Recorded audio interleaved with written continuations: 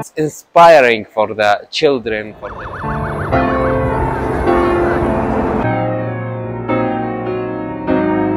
not supposed to boxer. I mean, this plane is not very expensive. Because of that, I get excited too.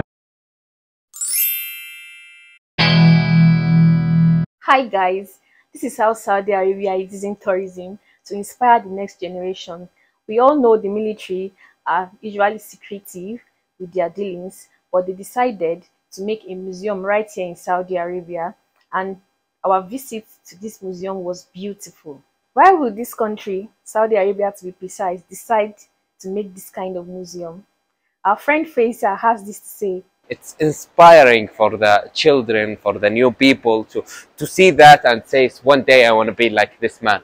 One day I want to be like this man. And this is the good thing about the museum. Going there was fun because we had our friend Faisal to give us more information about the museum. And we noticed that this museum was highly maintained, with the airplanes sparkling as though it was washed every day. We had fun while learning. They say no knowledge is wasted. This is true. This is the museum of the Air Force, and we can see the first airplanes of Saudi Arabia. We started our tour by checking out the very first plane in Saudi Arabia. This airplane is about 70 years old. Yeah, this is one of the first airplanes in Saudi Arabia. It was with the King Abdulaziz before like 60 or 70 years. It was to take him around, and it's built from USA. I think, how old is it? It's at 1945. Here's 1945. I've been dreaming on in my head like I've seen it. A life worth living is a life. This was my first time of having an up close and personal encounter with an aircraft. Most times when I'm at the airport about to enter an airplane, I'll just respect myself and walk into my seat so as not to behave like a village girl. But here, I was able to touch the aircraft, was able to feel the skin like milk. Yeah, it was it's like a beautiful experience. What I love till my heart stops beating. We saw an Arabic inscription that was read to us by our friend Faisal.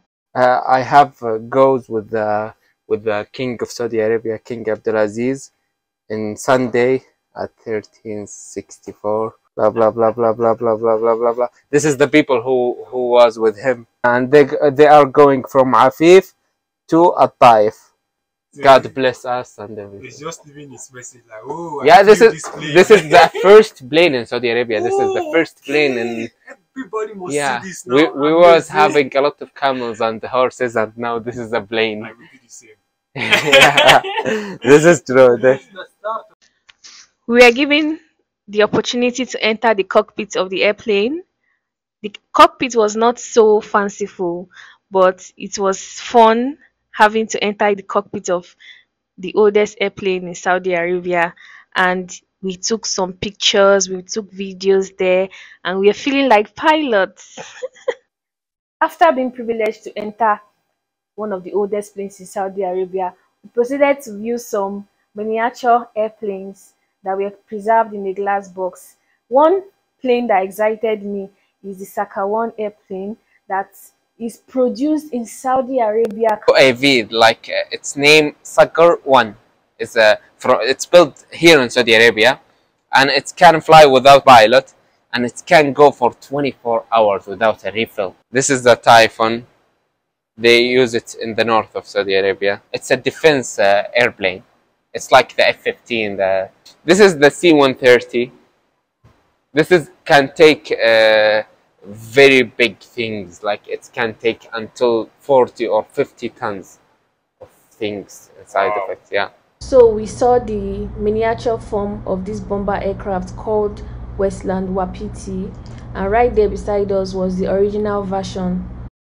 When we say Saudi Arabia is inspiring the next generation through tourism, take a look at this beautiful scenery. The former commandants of the air forces of Saudi Arabia that had served, they kept their uniforms intact with their names printed on the sands of time. This is the people who ruled the aerospace industry. It's like the Farikawal. I don't know its name. See, but the new one they didn't take right now because he's enrolling now.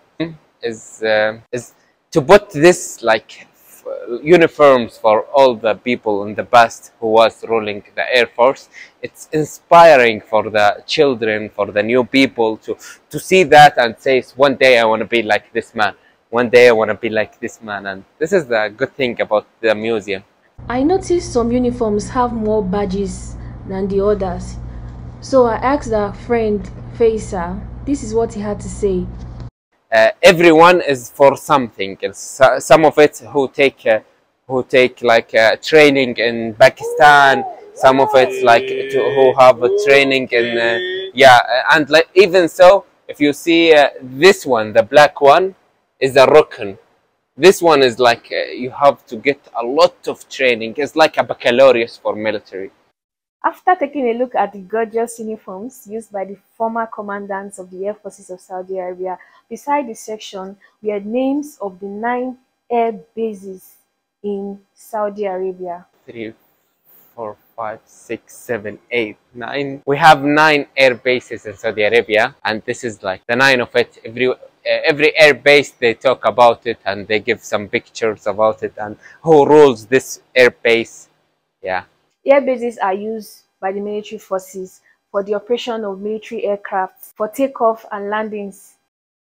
This is another session. I guess this section is for raising awareness about the military forces. I can see some key holders, some souvenirs, some home decorations in form of aircraft that can be bought. I can see t-shirts and face cap just to raise awareness about this great museum and to also inspire people and remind people, because seeing is believing and seeing is remembering too. I can see some camels. I can also see some miniature aircrafts that are there for purchase. When we were at the museum, we made a new friend, Mr. Mohammed. Mr. Mohammed has 24 years of experience in the military. He took us around and gave us his mini lecture as regards the museum. Muhammad Ali. Ahmed Ali, are you serious? I'm not person of boxer. Muhammad Ali Qatani, huh? Yeah, this suit and all of them is special for military pilots. And this one for Saudi Falcons pilot. This is special for air shows. Okay.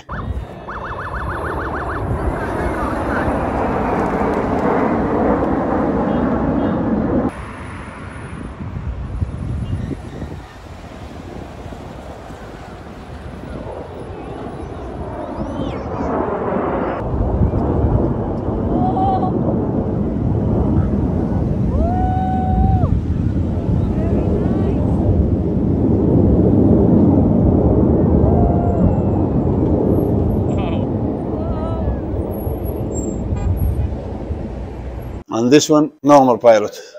And if you note that one, extra devices and extra suit on that one, because the G's effectiveness. During the course of our adventure, we learned something very profound and interesting. We learned that sometimes pilots can gain as much as 9 times their weight when they take off because of the speeding acceleration, and they wear protective suits to reduce this G effect. This G effect can happen when blood that's supposed to get to the brain to give the brain oxygen drains down, and it ends up affecting the pilot. The pilot can go unconscious. But anyway, it's G's suit. Okay, that one. And that one, have you seen the number? Yeah, can you make it bigger? Have you seen that number? This is the hours flying. Ooh. Yeah, 3,600 hours flying. Yeah. Hours flight. So every flight they keep on increasing. Yeah, and every flight he has to record it. They count it for him in that suit also. Yeah, there is a number. I think they want to show you the suit of the pilot. Okay. This is suit for Air Force or Air Force pilots. Yeah, also that one for the, but they are different from country to country. This is Saudi. I think this is American. This is, I think, Gulf or Kuwait, I think. Yeah. And this is our old suit. Yeah, it's old suit. And this very old suit, I think, American Air Force And that's the last one, which I wear it right now. I think it's the AWACS aircraft, okay, Boeing KA-3A. We saw an air-to-air refuel airplane, and this really blew my mind because before now, I used to think airplanes operators load all aircraft with excessive fuels in case of emergency, but this time around, I have come to discover that there is indeed an air-to-air refuel airplane existing. Like that, yeah, I play so strong with a knife in the back. I'ma swing home run like a baseball bat. Gonna see me. This is training bomb. But this is, I think, 27 millimeter. No, classified. Yeah, it's in Arabic. Yeah, it's training bomb. After the meeting with Mr. Mohammed, he offered to take us for dinner, and we had a very lovely time with him. Based on requests, we are given the privilege to visit the simulation room. The simulation room is usually open to pilots that have experiences with aircraft. To move on, to be what I want, I'll keep dreaming on. Time staying strong, need to move on, to be what I want, I'll keep dreaming on.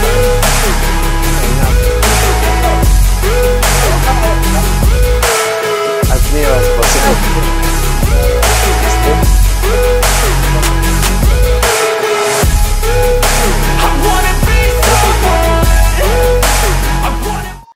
We were done with the simulation room when I spotted this beautiful, lovely vintage car.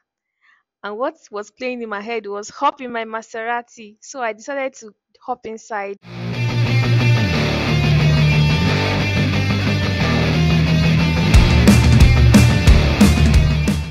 We were done with the interior of the museum, so we stepped outside to experience the exterior parts of the museum, and we were greeted with bevy of helicopters and airplanes and some private planes too. It was also a beautiful view. This is the Cessna 152. See, the engine is so small. Even sometimes they take a car engine and they put it in this airplane, and they can fly. It's just a propeller, and even if the engine stops, there is no need for the engines because they have a wing. They can glide like me in paramotor. I can turn off my paramotor and I can fly with my wing. So now, like, somebody can buy it as private jet. Yeah, this is because of that I want to buy one like that one, but not like this. This is so old. It's not nowadays. When I have money, I hope so in the future. Out of curiosity, we asked how much this private jet could cost in US dollars. 15 to like 30, or let's say the maximum. The new one is 40. So then, Second hand, not like the.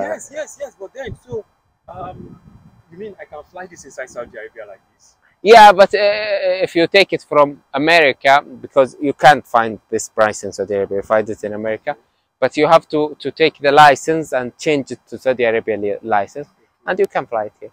So the changing is like 5,000 US dollars. Expensive. Yeah, but this one, 172, I mean in a perfect condition, a flyable and everything, it will cost $80,000.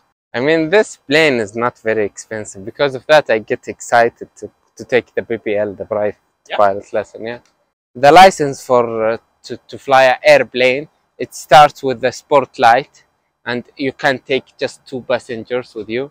And after that, you have the private pilot lesson. That I want to take it, and you can take 4 persons with you, 4 people. And after that, you will go with the 2 engines. After that, I don't know what is it. After that, the commercial, and you can go high. If you have a commercial, you can fly the passenger airplanes, like the big one. Yeah, but for me, I want to stop in the private flight. Which one should I join you? I would like to join. Yeah, let's go to South Africa. We spotted this unique 2-passenger jet with an opening in the middle, and we asked for the reason why it was manufactured that way. Yeah, here is the engine, because the air will go to the engine from here. Wow. Yeah. Okay. If you want to take the private pilot, you have to pass 2 exams. The first one is the writing exam, that you have to study about the airplane and everything about it. Yeah, and you have to take 70 plus to pass. After that, you have the oral exam. The oral exam, how to fly.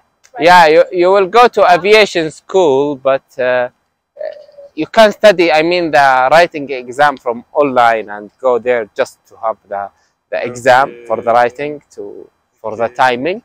And for the oral exam, you have to go to the school to know how to fly, because like it's not easy. This is cool on its own, and you like, and this is just for private flying, not Yeah. for the commercial. No, this is just for private.